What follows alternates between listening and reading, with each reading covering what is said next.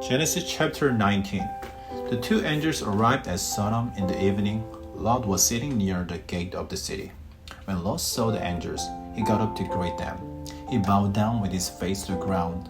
"My lord," he said, "please come to my house. You can wash your feet and spend the night there. You can go on your way early in the morning." "No," they answered. "We will spend the night in the town square." But Lot wouldn't give up, so they went with him and entered his house. He prepared a meal for them. He baked bread without using yeast, and they ate. Before Lot and his guests had gone to bed, all the men came from every part of the city of Sodom. Young and old men alike surrounded the house. They called out to Lot. They said, "Where are the men who came to unite? Bring them out to us. We want to have sex with them." Lot went outside to meet them. He shut the door behind him. He said, "No, my friends, don't do such an evil thing. Look, I have two daughters that no man has ever slept with. I will bring them out to you now. Then do to them what you want to. But don't do anything to these men. I brought them inside so they can be safe. Get out of our way." The men of Sodom replied to Lot, "You came here as an outsider. Now you want to act like a judge. We will treat you worse than them." They kept trying to force Lot to open the door. Then they moved forward to break it down. But the angels inside reached out and pulled Lot back into the house and shut the door. Then they made the men who were at the door of the house blind. They blinded both young and old men so that they couldn't find the door. The two angels said to Lot, "Do you have any other family members here?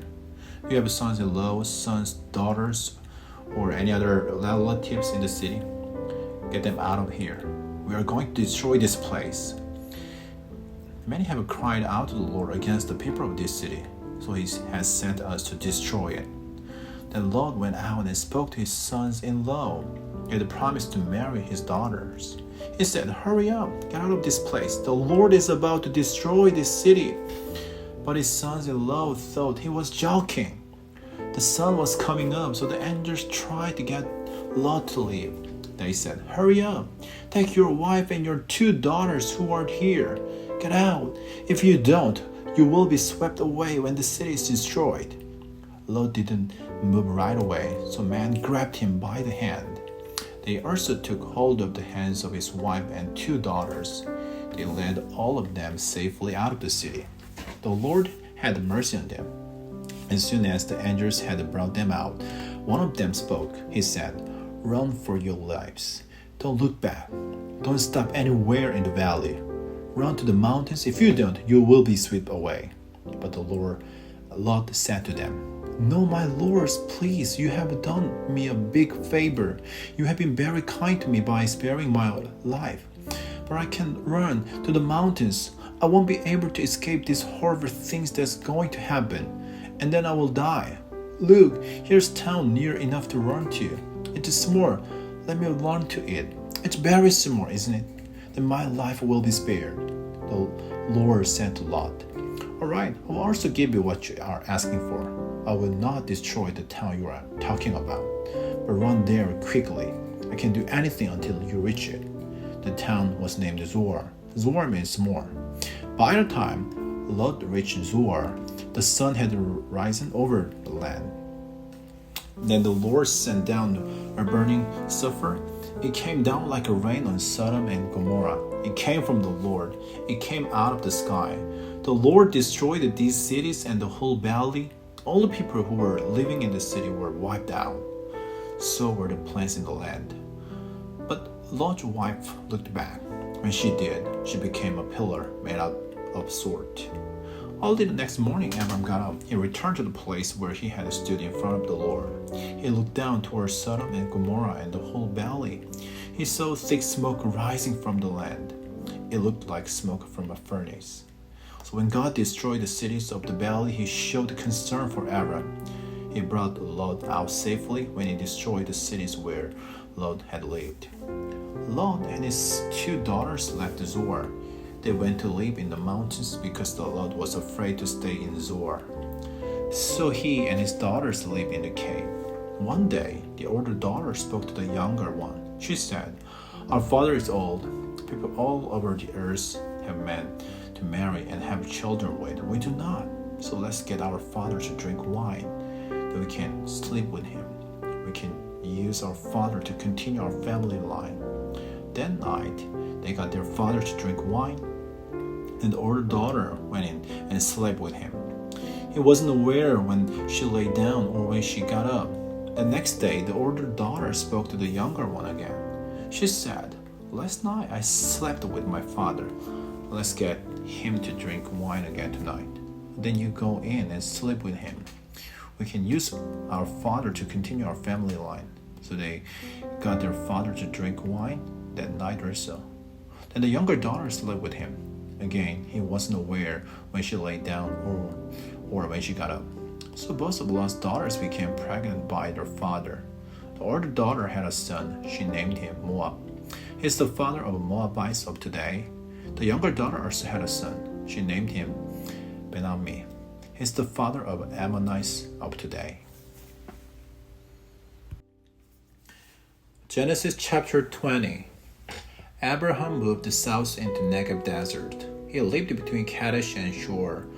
For a while he stayed in Gerar. There Abram said about his wife Sarah, "She's my sister." Then Abimelech, the king of Gerar, sent for Sarah and took her. So God appeared to Abimelech in a dream one night. He said to him, "You are as good as dead because of the woman you have taken. She is already married." But Abimelech didn't go near her. So he said, "Lord, will you destroy a nation that hasn't done anything wrong? Did Abram say to me, 'She's my sister'? And didn't she also say, 'He's my brother'? I have no idea I was doing anything wrong." Then God spoke to him in a dream. He said, "Yes, I know you had no idea you were doing anything wrong. So I have kept you from sinning against me. That is why I did not let you touch her. Now return the man's wife to him. He's a prophet, so he will pray for you and you will live. But what if you do not return her?